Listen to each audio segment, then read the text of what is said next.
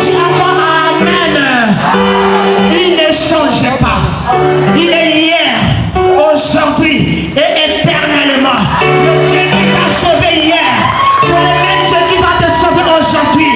Le même Dieu aussi qui va te sauver dans les jours à venir. Si tu crois, tu peux crier comme tu veux. Crie encore, crie encore, crie encore.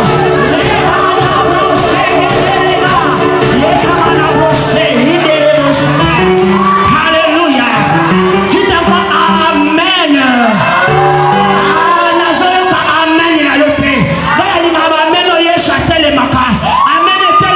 Jésus. Amen.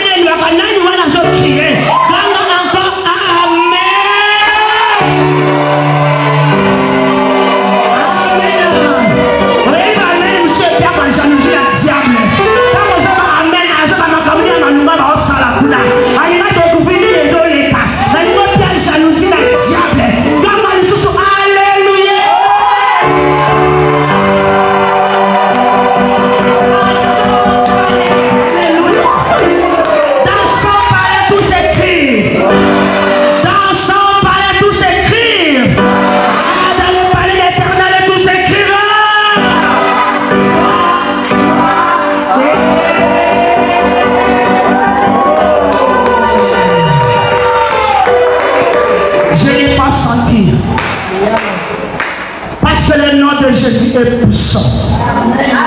Quand on parle le nom de Jésus, ma bien-aimée, il faut être libre. Moto askanga sentiment na yote.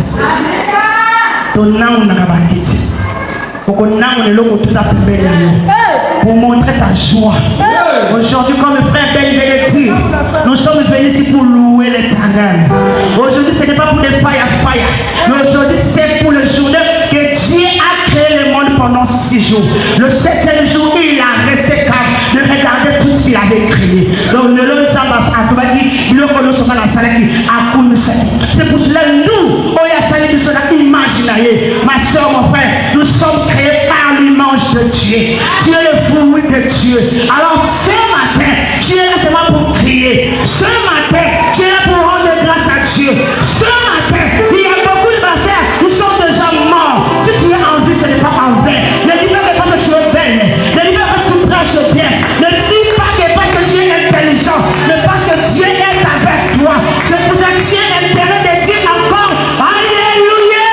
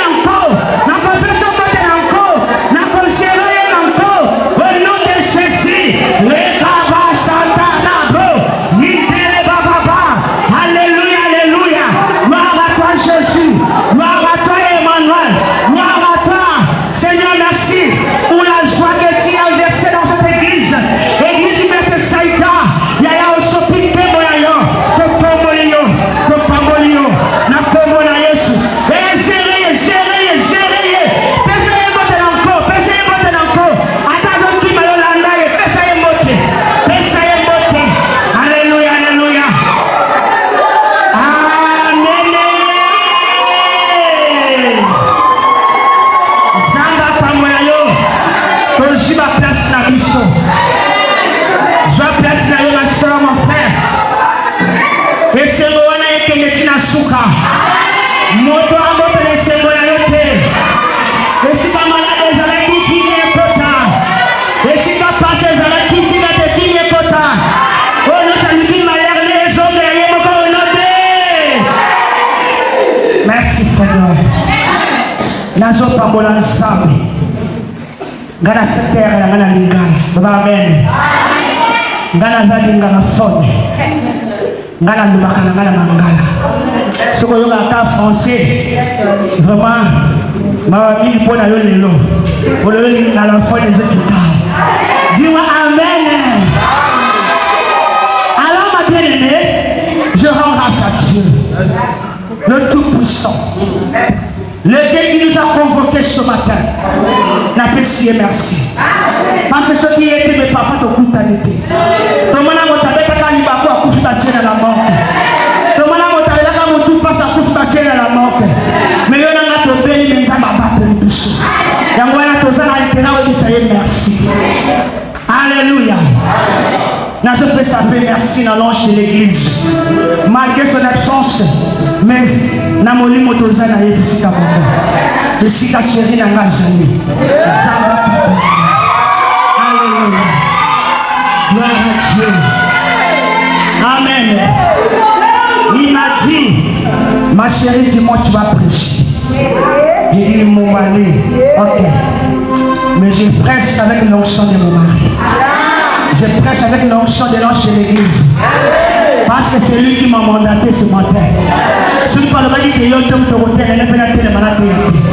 si je suis debout parce que c'est lui qui m'a donné cette autorité. C'est pour cela que je le rends grâce. C'est ça va pas pour l'année. Ici, quand on a dit nous sommes en télévision, parce que Dieu a préservé pour la grâce. Alléluia. Et je confesse devant la chair, je ne serai jamais veuve. Je ne peux pas que mon mari n'a pas fait la veuve. Au nom de oh non, ça peut préparer pour faire y être à soir. Là, Jésus. À cause de qui nous dit. Alors, ma bien-aimée, tu as une telle qui te partage. Na mokota na tente soki na remercier te bato nzamba salela kilkat na tempo. Amen. Na paboli mwana biso vite ya protocole. Lobi na mwende na sali musala awo ngana zokambi kodi na baki nzambe pambola mwana mwasi. Kuchika ndako yako kombo l'église sopa mai poza na volonté. Moto nyonso asalaka ngo nzamba dusa pambola. Poko mwana ezana mwana na ngamoko chaque samedi alalaka na ndako te. Alalaka l'église pour tous à la maçonnerie du toko. Tu vois tout le malamu boy, ezana mutu boka se sacrifier. Dis-moi amen. Nzambe na ngapa pambola Adonai. Quand atala kita ko beta piano, beta piano avec sentiment, ado beta do seka, ado bina que Dieu te bénisse. Parce que ali pesa pesa encore ame na kati de loko de wana. Et puis abana ko beta kitoko te mais awa lelo do kapela so beta kitoko. Omoni loko soko linyango, okomona ke obali ko perfectionner yango et comme rappel kitoko. Adonai mo dako soko beta kitoko. Andi ba amen ko. Amen na yeza jalousie. Amen. Tena pamboli mwana na vita. Mwana wazeli na ngana kufanzana te. Amwana ngana lala te. Mama ni. Mama nzala. Mama nazo yele biya. Mama nazo yele matemba. Mama nazo yele kombo. Na kombo na bishima mokolo. Alléluia. Ma fille est na pamboli yo. Na prononcer le collage, je suis comme ça. Nataka yaka na mungu na lobaka. Rita kozali bala moko ya kitoko koleka kutumiza. Ako bala ngana kopambola libala wana papa awo. Juma amen. Utaokota kwa sababu parce que motema na fungoli pana nganga pe na coach kati. Nazo pambola basai na nzambe bazaki na papa. Tomone ke tem oye bimangiao. Nous avons un thème de partager awa les amis la récupération. Mais dès que on a bien aimé, nous avons appris ce qu'on a mangé dans le sang. Papa est acheté. Tant que papa peut dire papa j'ai assez semé yo motomoté. Alors il a un thème oyo la récupération. Dès que on a bien aimé consoler ngai. Pendant la période où nous avons vivre. Alléluia.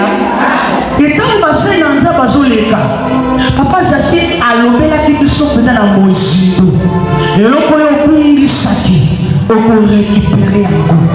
Alléluia. Atalisi biso baso mibale oyo bazalaki bandumba, moko akufeli mwana, moko azowela mwana mobesu. Papa Jasa kotisaki biso na mozindo kotalisa biso lolenge nini oyo Salomo akataki likambo wana ke mwasi oyo alaki kolo eloko arekiperaki mwana na ye. Kiwa amen. Mabeli alobi na biso nyonso oyo obungisa okorécupere. Vraiment je te dis tempo ekonsolé ngai mpona yebi ke le diable azuki ndobika na korécupere yanga tina bouchon oyo bazwataki, na korécupere yanga tina peni yango oyo napenyaka, na korécupere na kotika eloko te na monde ténèbre au nom de et puis papa gada ye kobakisela biso lisusu. Papa bini papa gada yanga olesa libota banzambe aye na même thème bazalaki même na semaine te, mais molimo na nzambe etambolaka na biso ensemble. Alléluia. Molimo ezaka soki. Papa gada memeli biso lisusu kaka la récupération. Wow, c'était bien. Aye kotalisa biso mabenene lolenge nini toyi korécupere biloko oyo nyonso ebunga. Est-ce que bata bomoi bazali awa? Bata bomoi bazali awa? La récupération mabenene tellement oyo euti na mosali na nzambe, l'homme de Dieu puissant Papa Zaché tozokende nango malema. Je pense que semaine à soka tozosisa nango yango parce que tokomokota na kati ya marathon na biso. Papa Zaché zanga pakola yo. Tu étais inspiré par l'Esprit de Dieu. Parce que tel est yanga pamba te. Bible bi maloba na nzambe sopanaka te et kotika la bongo te soki ezonga pa nzambe te soki ekokisi misala yango te. Alors témoignage est biso jusqu'à l'heure. Amen. Est-ce que bana nzambe bazali? Nazomona bino te est-ce que bozali? Papa gala ayebisaki biso soki omoni ke makambo na yo ezosimba te zonga na susi. Soko oyebi ke biloko oyo osala commerce na yo mosala yo nzambe atapesaki yo mais ozomona yango lisusu te ololuka nganga zonga na susi. Susi akikwa bisika oyo osulaki yango soki nzambe zonga mpa nzambe. Tanga mena bien. Ngana kena na bameni pesa na courage pesa na mena bien. Bongo to yoko sur l'homme de Dieu. Mais moi je respecte les hommes de Dieu. Vous allez moi na ngoza na kokole tant que zo bana komba nzambe je te donne le respect. Amen. Quel que soit ton âge, ne sois qui l'homme a bien joué ma carte na yo. Parce que Bible le dit, est-ce que na Jérusalem il l'homme a malin fait beaucoup bima. Nous je mona ka mwana mokeno yeki te carte na yini nzamba chia. Frère Ben allait dire en semaine oyo. Ameni biso biso. Bao bazaka bayiba. La récupération et la multiplication. Abitambe akozongi sela ka oyo bungisite mais akobakisela yo lisusu oyo kuto kana kite. Alléluia. Ameni biso na Job. Atasi to le ni Job a perdre ki tout. Mais le colon nzamba azozongi sela ye. Babi azongi sela au centime. Abakiseli. C'est de la 6 après 12. C'est de la 15 après 30. Ça m'amène à bien. Mais papa, Ben a le société. La récupération et la multiplication par la grâce de Dieu. Par l'action de grâce, pardon. Amélie au même par action de grâce.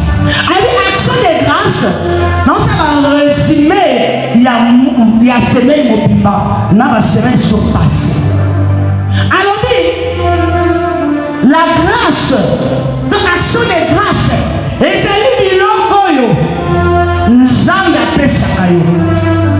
Tamamela bien. Nzambe apesa yo. Ozotondo nango.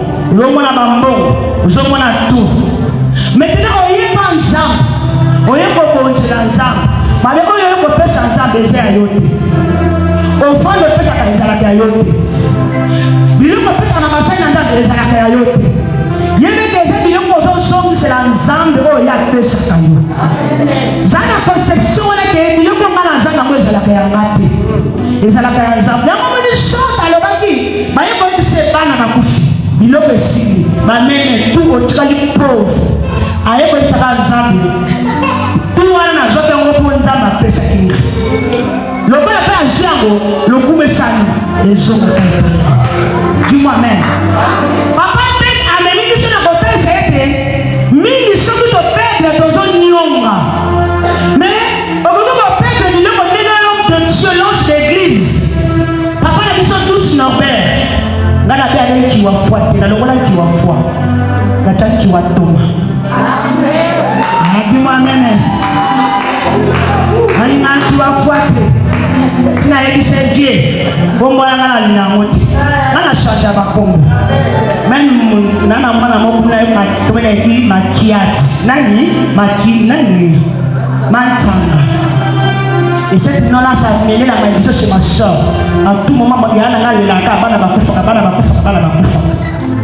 ngana yako taka nga bilokolo nga kombo oyo ya mantanga ya kolela na pesa ye kombo makiesi lole ya nga kombo motesengo mama botenga kombo ezalaki mbongo mpasi donc mbongo pasi maman était courageuse comme moi nga nazwi courage ya mama nanga mais akenda bapartout kozwa mbongo akoya nango na mbongo makamalunga ezate elle souffrait comme ça avant qu'il décède nabi mama kombo na mbongo mpasi na longoli yango à partir d'aujourd'hui soki livre nanga komba mama nanga mbongo kiesi mbongo ezalaka esengo eza pasi te mais depuis que j'ai changé les noms de ma maman elle n'est pas morte pauvre dis-moi amen pauvreté no samonaka mpata kojelasi na ye ekweyaki alléluia bandeko na nga tu bazalaki na kombo wana bamona pasi lelo kombo depuis changea bashe mapamba koyebata malunga dis amen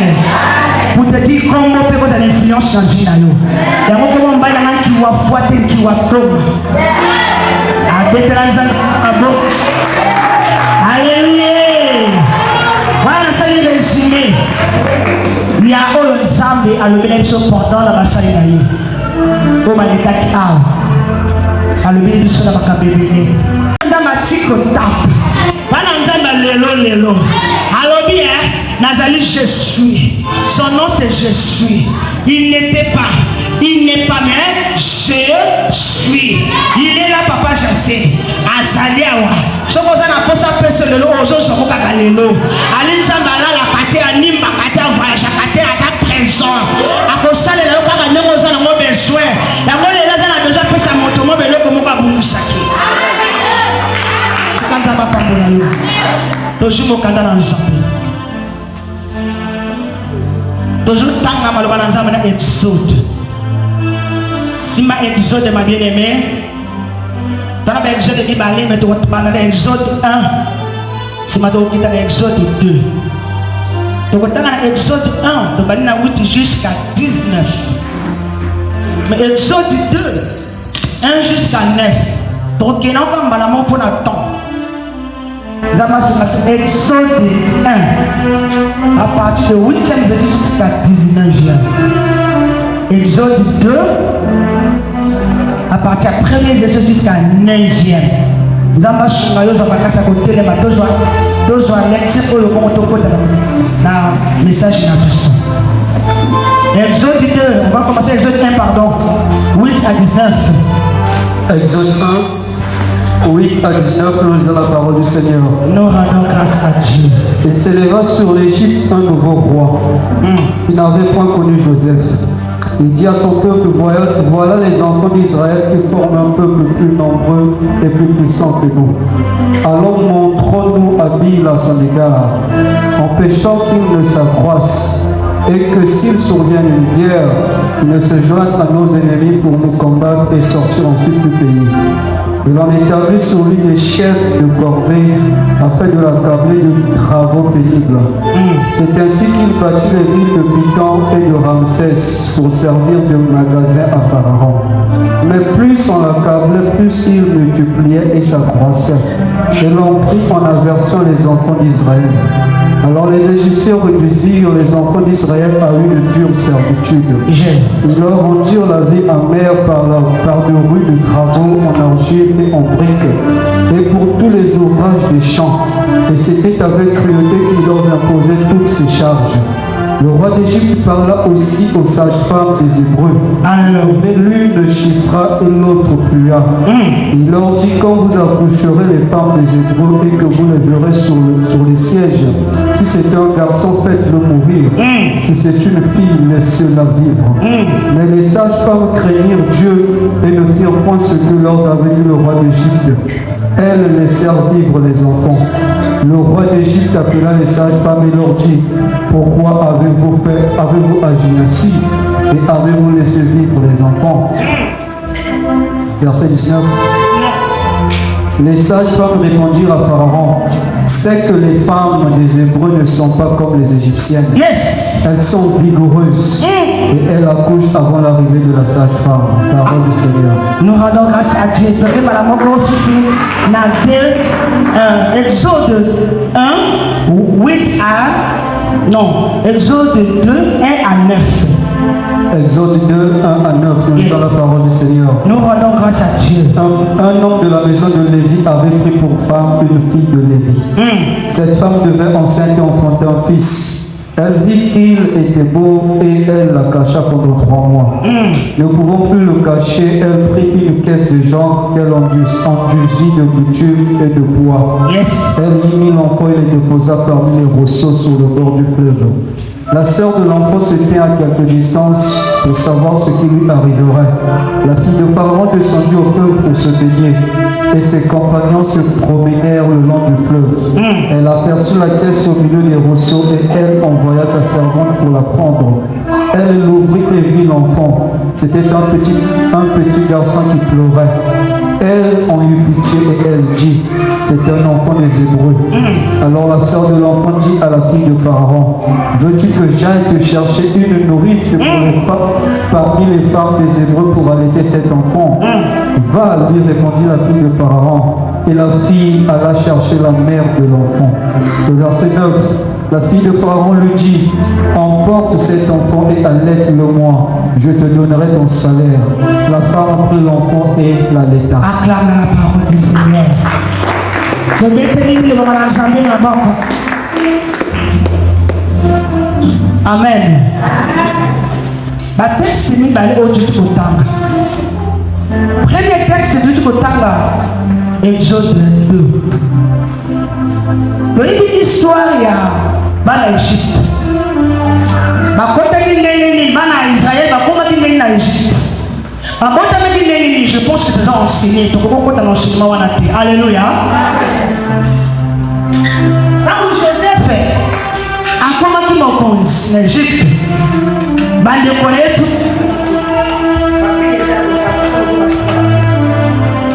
bande koletu non so balanda Joseph na Égypte. Si mabokende kuna papa na bango babeli Jacob akufa. Batikali ka na Égypte. Kotika la batikali ki na Égypte na bien aimé. Bible lobete papa na bango Jacob pe akufa ko kundali. Si makotika la babike bande kwa Joseph ba ripe, oui ba komona bango. Ba bontama ki ebele na kati ya Égypte. Ba komba plus de 70. Ba bontama ki ba komebele. Ba ripe ba Benjamin na yoko Joseph bango tout bakufa. Bana na bango wana batikala ki bali aso bota na Égypte lokola ba yebo. Bakomi ebele. Tango bakomi ebele ma bien-aimé, Pharaon akufi. Mokonzi mosusu ayeko bota makona. Alléluia. Suis-moi bien s'il vous plaît. Pharaon a évoqué l'histoire. Il y a Joseph akufi. Pour Pharaon t'a permis que Joseph azala on a permis premier ministre de la part d'Égypte. Mais il n'est pas akufi. Mon conjoint a évoqué on a eu l'histoire na bangote. Mais il faut remarquer que les Égyptiens sont comme un moukier, mais les Hébreux sont comme un Hébreu. Jalousie est partie. Dis-moi Amen.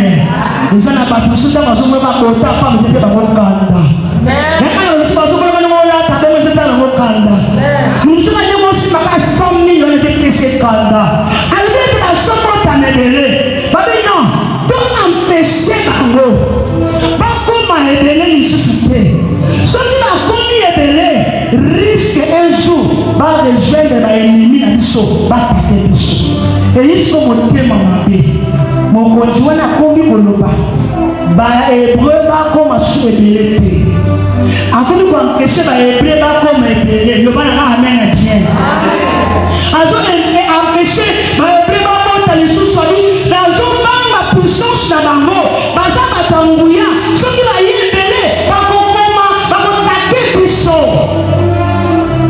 quelque part empêcher les esprits empêcher mais si quand vous devez diminuer ma bien bah quand vous commencez na isa moto moko kwa zuka maipongo ni na yo asa derrière quand tu kufa pauvre ici quand on limiter yo za limiter que au nom de Jésus bah il faut freiner dans ce comme déjà kuna oya usaka na braza o matanji souvent du maman comme la yo souvent donc ya mope talibayo parce que poussé par le Saint-Esprit que les hommes ont parlé et quand je parle ce n'est pas moi qui parle c'est le Saint-Esprit qui parle parce que la Bible nous dit nous avons reçu l'esprit d'un fils je ne parle pas comme une femme mais je parle comme un homme parce que l'esprit qui parle à moi ce n'est pas l'esprit de tous ce n'est pas l'esprit de ma mère mais l'esprit de fils c'est que j'ai reçu le Dieu vivant c'est lui qui parle avec moi ce matin.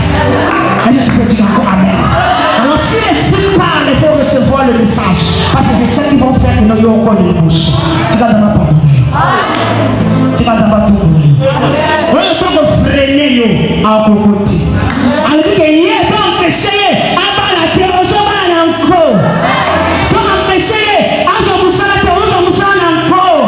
Tu as empêché à ce que ça la limité.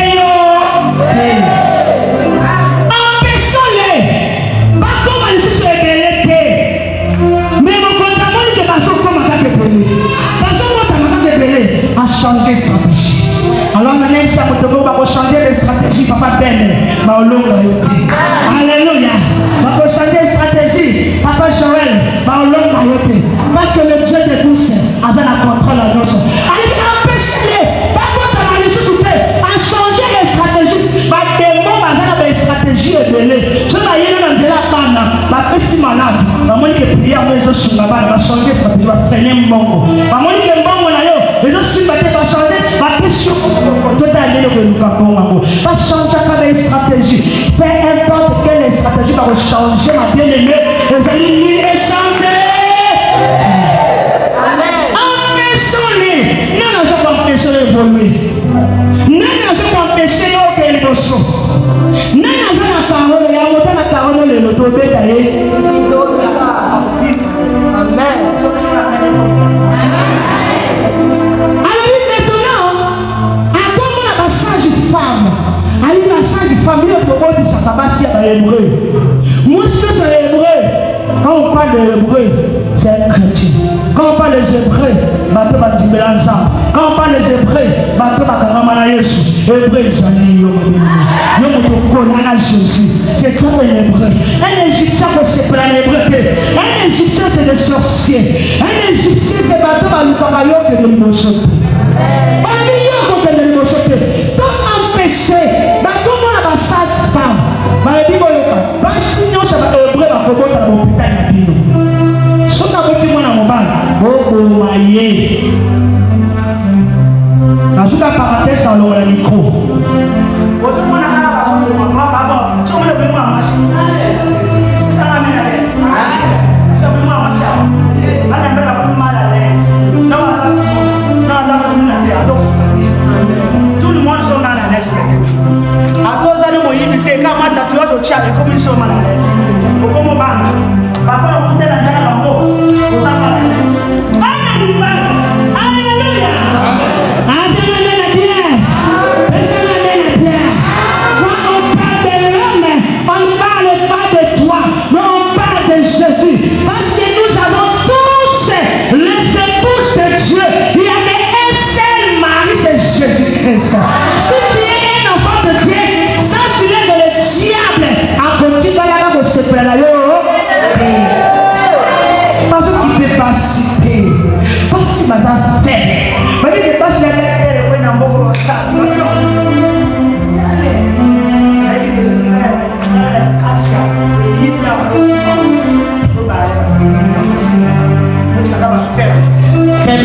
femme.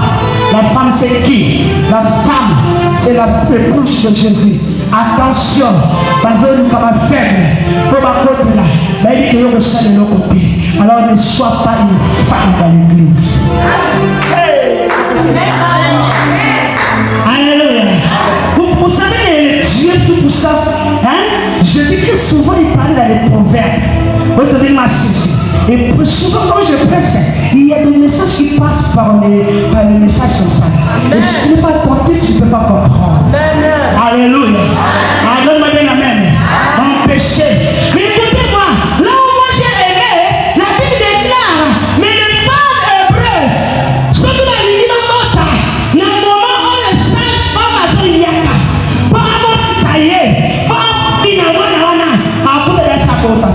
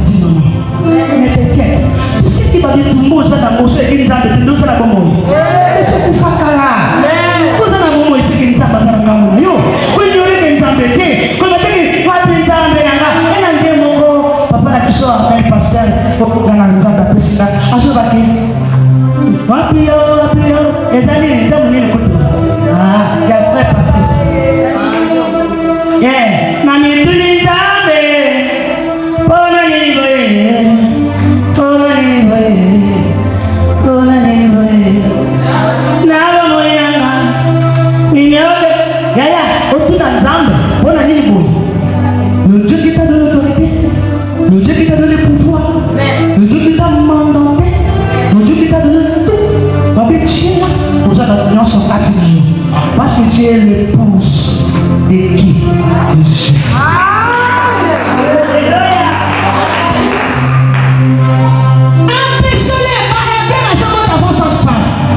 Le roi montait les menti.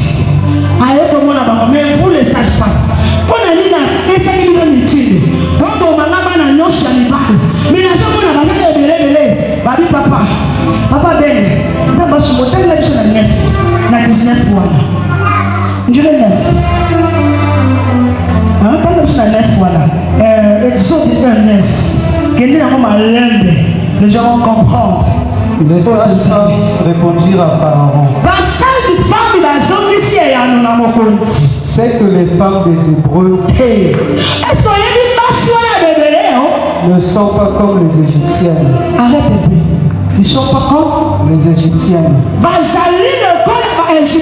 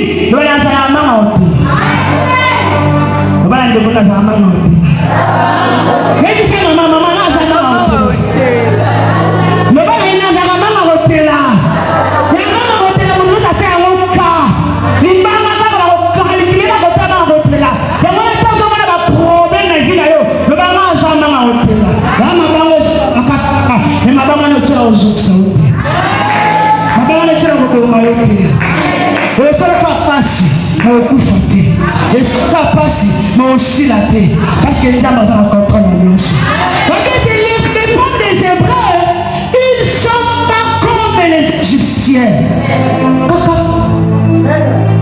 Moi je suis un Hébreu. Et toi tu es qui? Nous allons. Mais merci à mes Hébreux. Parce que le corps est Égyptien.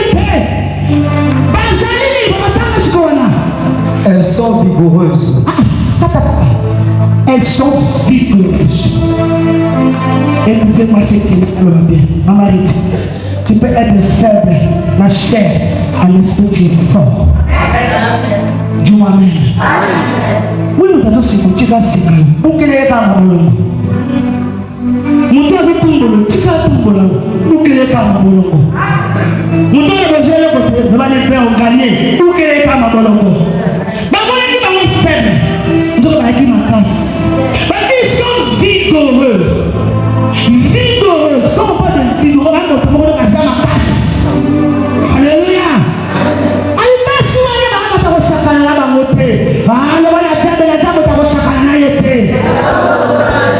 Est-ce que vous avez appelé la Boubanga? Est-ce que vous avez oublié de ça? La Boubanga. Dieu vous a vigoureux encore. Vous avez fort. Je vous ai plus fort que lui. Le Bana Zamo Pako Sakala Nagote. On note. Papa bénéficie de ce parti. Ils sont heureux. Et elle accouche avant l'arrivée de la sage-femme. Elle accouche avant l'arrivée de la femme. C'est Dieu qui fait. Au moins, il a continué le piège. Il y a encore les gamins qui sont suivis. Allez, déjà, les guides de la nuit, quand il s'est abattu le piège, il y a encore les gamins qui sont là. Mais au tient la poisson, au lit, au coufa. Sono di mamma sala melalo. Sono di mamma sala melalo. Sono di mamma sala melalo. Sono di mamma sala melalo. Bako luka yo na façon nyonso. Bako jayo. Bibelo bien. Donc faut combattre. Bazo combattre biso. Le combat est là. Combat est aussi. Nous allons permettre de vaincre. Alléluia. Maintenant na kati ya le sika mosusu ba bila biso te. Joseph a dit bapesi mitinde bakanga basi bejise bana mibali nyonso babomba mais balobi mama ya Joseph papa mama ya Moïse bana nyonso ndenge bazoboma qu'est-ce que je vais faire abiso na koti mwana mobali boye bakoboma ye azwi mwana wana mobali balobi akokisi kese. Donc il y a des détails. Nous tous connaissons l'histoire. Dis-moi amen. Nous connaissons l'histoire à Moïse. À Moïse, qu'est-ce qu'on va faire? Dans la terre, la récupération et la multiplication. Dis-moi amen. Dans la terre, pour nous continuer à faire la récupération et la multiplication.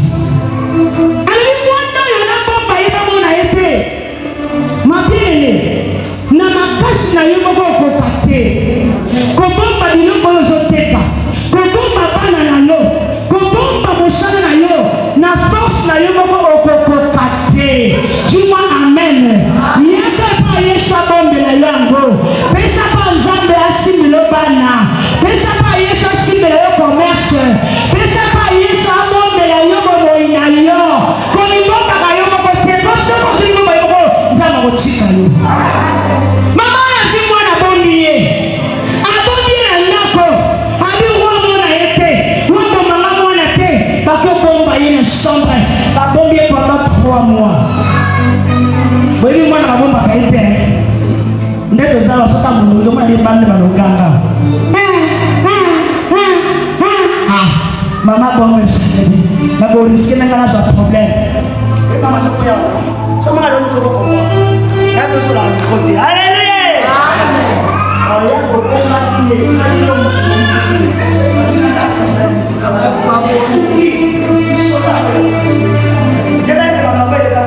Amen.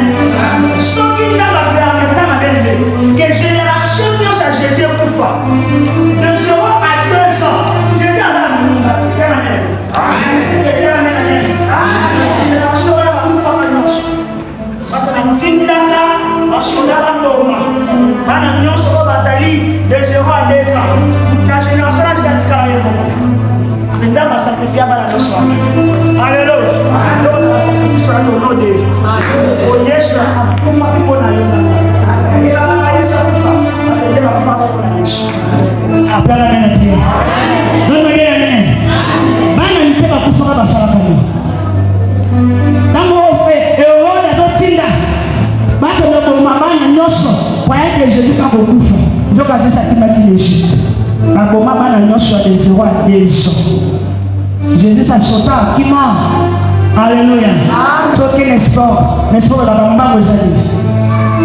Soki les amis, mbango ezali. Vous allez sortir par défense. On a la défense du verset. Au tali la lecture ma carte pas bien. On va sortir kima. Bien bien. Kima. Vous en kilité à moment. Jésus kima. Ma kimi saye. Même la carte full. Balu para mo Yesu. Akima. Jésus a dit moi kini. Adima on va faire un expliquer. Kana sima. Je na teli abato aparela. Ya ya faye ko makamuta ko moite. Faye ko makamuta molimo. Dis-moi amen. Na ko to ko kunda ka te na molimo. Est-ce que tu vas comprendre là? Là on a cessé de ta déjà. Ko kunda na maboko fite kunda na molimo. Ko na makofi ko. Je te na papa ba ya teli na obola molimo. Amen. Maya molimo. Amen. Amen. Bisa na mena di. Ah, bisa na mena di. Amen aja ko. Na boko kunda ka te na je video. Tika ba fina, tika ba toba, tika ba sekalo. Baba osale bongo. Mona bangolo kote. Yo buka mangolo. Jésus kima. Ko kima Yesu pa te sauver. Akomo Dieu. Na kata full ba ki yende asali kama leo kwa sababu pourquoi tobo maye. Maluka e papa peut script. Akima. Yo sa la face na koluna. Hakata mashati. Atoza pasteur. Atoza linani. Onga na sambe la kadelo mashati fire musima. Pesa la réponse. Comment il devant machette. On lui fire. Est-ce que machette yo fire? Et yo il y a des combats pour finir. Des combats physiques. Des combats se combattre. Toi rentre na molimo. Bunga na molimo, bunga na molimo, bunga na makofi. Na wana kama kilo za na fere pour lui. Balete Joseph, pardon maman Moïse a bombi mwana ye. Asala mwana bototo. Abina na bomba mwana na ngamoko. Ngamoko na kochena na kumutambo neti. Mais a bombi pendant 3 mois akukaki suite à lâcher. Na nini c'est possible ko ni mobali ko lâcher ndamba sima loko na. Bonga onde baba bena yesi kuso a vendredi. Tango yo ozo bakena mama mwana za mzana na kasi na de fonda na ozo kosa. Tulinda mabushe kama mokenyo sikende. Ya wana kutika nyo se pa nsambe. Meni bana na yo abendi makasi. Yebi sanza nyewana. Avoki mamba na hôpital. Koza ka presete. Mamba na hôpital. Yeba komeka na hôpital. Tuna bano beta une sorte de sous à côté muté bolinga. Pour ma kambele ka na hôpital ko comprendre côté. Alléluia. Tous les sorciers bavanda na hôpital. Tous les sorciers bavanda na bazamba. Ici kaka tout mais ça na mama bazamba. Soko ke musika bazamba pe l'église. Amen. Alléluia. Amen. À lâcher-moi. Mais là, on a lâché-moi. Abila mama na okokate. Na mama na te ko revensenga. Alors seigneur moi que ça peut kuchika ina mai. Atie na mai atia kile. Malgré douleur no côté.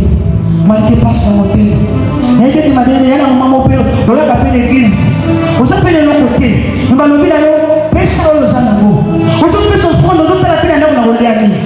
On se pesa na kosa ndeni mo pesa muteme zo suka ya sala ngo bonza mbele na uzuzi apema na bien sala ko nzamba ina mama libérer mwana mais tamba zo libérer mwana mama mami balete la sœur de garçon il était à côté azo guetter azo mané les il a été pas mal azo guetter la sœur un type de Saint-Esprit. Dis-moi amen. Parce que le Saint-Esprit m'a bien aimé. Il y a pour consommer du son. Le Saint-Esprit m'a bien aimé. Il y a pour guider du son. Le Saint-Esprit m'a bien aimé. Il y a pour orienter le vie. Il y a un tout moment où ça va difficulté. C'est un cas. Ma yé est dans le niveau du sang. Osali comme na ndenge na miti. Osali comme na buzoba te. Osali comme na précipitation te. Osali comme te pone no kanda se matio. Osali comme makambo osalika mpe parce batongolaki yo la kotuna ye ovebunda non vandaka tunaka molimo olobi mpona likambo oyo ta likambo oyo swanga na motema ta likambo oyo nazokoka te molimo na nzambe konsolenga pesanga baorientation ndenge na kosala mpo likambo oyo nazwa kimbia lobela amen bien pesanga amen bien yaya wana tobengi ye topesi tipa le Saint-Esprit bali atiki ye kete me ye wana pembeni ya leki ye wana azobila leki ye wana aza na simasima balobi na mosika amoni mwana ya Pharaon tala wana azoloba lelo bayinono sala opia bamolunge ozala te banguna na oneto nzamba ta bamolunge nzamba ta bamona nesi soki balibere lipambo ina yo mpe mokosa pa nesi ezali soki ngunga libere lipambo na oyo te aozakile mwana Pharaon ayaki molunge bana dusi bana bamabi mwana roi me mokola bila fene sukolaka na bana ezalaki molimo na nzambe ezokontinue kwakoluka mwana mokonzi balobi ke Moïse atipa Jésus alléluia Moïse abwaki ate alokoti ye afungoli kesa te no mimwana kitoko boye ifazalaka mwana bahébreu po ayebaki ke mitinde epesamaki baboma bana nyonso mibala omwana oyo mpasi ya mibala seke bahébreu nde baboti ye bakoki kobomba te babuki ye me esika ye ta tindika ye sopete bisabo na kati ya mai babi azwi ye betela nzambe na biso maboko betela nzambe na biso maboko betela nzambe na yo maboko babi mwana Pharaon alokoti mwana hébreu ayebaki bien aza mwana hébreu ayebi ke papa ne apesi mitindo bahébreu tu bakufa me eloko nini emotivaki ye alokota mwana wana parce que elle était consciente que ce n'était pas les enfants d'Égyptiens mais c'est l'enfant des hébreux pourquoi il avait enseigné cet enfant là ce Dieu qui avait mis ça ce Dieu qui avait convaincu le cœur de l'enfant de Pharaon nzambe azokonvaincre bato nyonso basika lipango yango bazolibere yango lelo nzambe atusi azokonvaincre bango bazolibere yango wana te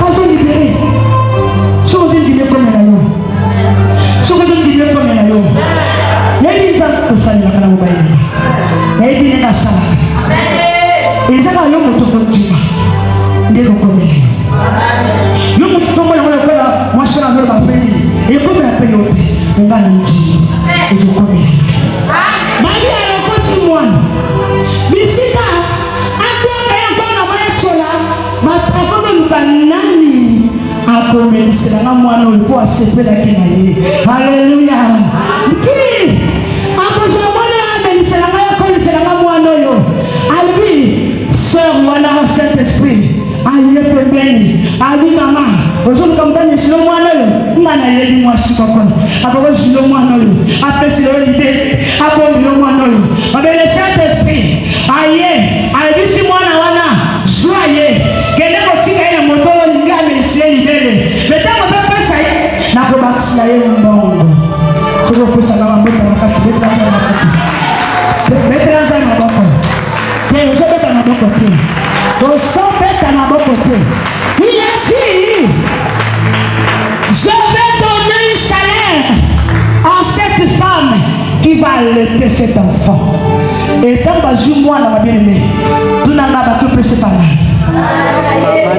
bapesi ye na nani kaka na mama na ye pourquoi est-ce que na Égypte kuna na bahébreu ezalaka mama ya Moïse abotaki il y avait beaucoup de femmes oyo babotaki bakolekisa mais mpona nini ka mwana oyo azongi kaka na maboko ya mama na ye parce que mama na ye azalaki na susi ya mwana parce que mama na ye alingaki mwana parce que mama na ye abandaki kobomba mwana yango molimo na nzambe eakompanyaki ye na nzela ya se mabele nde soko olingi nzambe nzambe akotinda Saint-Esprit azala pembeni ya yo akompanyaka yo quelque chose de douleur le Saint-Esprit est là pour te consoler quelque chose de problème il y a le Saint-Esprit qui est là pour t'orienter quelque chose de maladie il y a le Saint-Esprit qui est là pour te guérir ma belle-aimée le consolateur il est là le Saint-Esprit de Dieu il est à côté de toi ne néglige pas le Saint-Esprit car aujourd'hui ma belle-aimée nous ne sommes pas ici avec Jésus il est en haut Jésus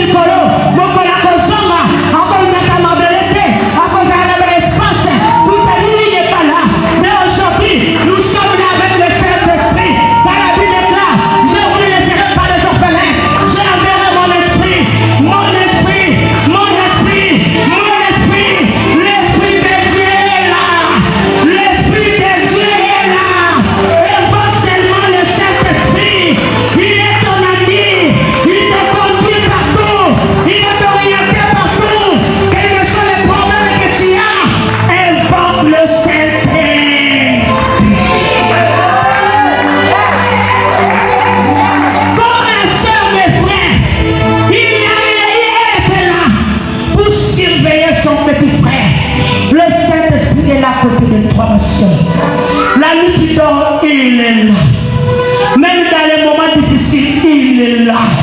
Ne t'inquiète. Ne dis pas que Dieu m'a abandonné. Dieu n'abandonne jamais les justes. Il te connaît. Il te connaît. Il y a du problème d'ailleurs. Il y a du souci d'ailleurs. Malgré la clarté, quand maman papa n'a pas Zambé. Zala va côté dans Zambé. Fais sa possibilité dans le Zambé. Il y a un jour. Et que Simba. Oh, il y a eu Baki. Oh, qu'on récupéré. Dans la vie maman et Moïse. Quand Moïse a voir qui moi là. Alors qui pongité. Alors qui volait la boutou la boutou. Mais Nicolas met ta zone là. Anga moi nanga. Faut pas na moi na trois mois nanga. Akufa. Toi ni moi. Yeni maman na kapasi. Nous y a on a maman Moïse. Malgré tout ça, avec le moi comme moi. Mais le lobby, peu importe quel tournée aux animaux, nous allons consoler nous. Nous allons consoler nous. Nous allons consoler nous. David maman entreprise. Malgré quoi tout moi, à soutou katabi. Nous allons la soutou katabi. Des raisons que nous allons la soutou katabi. Oh et bon maki. Les hommes qui nous. Avec même pas l'espoir. Et le papa qui est mal. Ils ont les sous. Yaya, tout est possible à celui. Est-ce que tu crois? Est-ce que tu crois? Tu es mieux que les autres. Maman, c'est pas le moi, là, elles ont dit. Elles ont dit, mais papa, que Dieu te bénisse. La vie des gars, la vie des parents, a bâti sur les lignes. Parfois, on a dit, si vous tendez bien, par exemple, on va souffrir dans la Égypte. Par exemple, ça va nul. Par exemple, on n'y a pas mal. Par exemple, on va ma passe. On y a pas n'importe. Mais moi, je suis ça, moi. Vous savez, il y a un n'y a pas ma passe. Mais je vois maman Moïse, passe ici là qui. Alors, on a douleur en monde. Alors, douleur en monde, c'est ça le problème. Problème de l'esprit là-haut.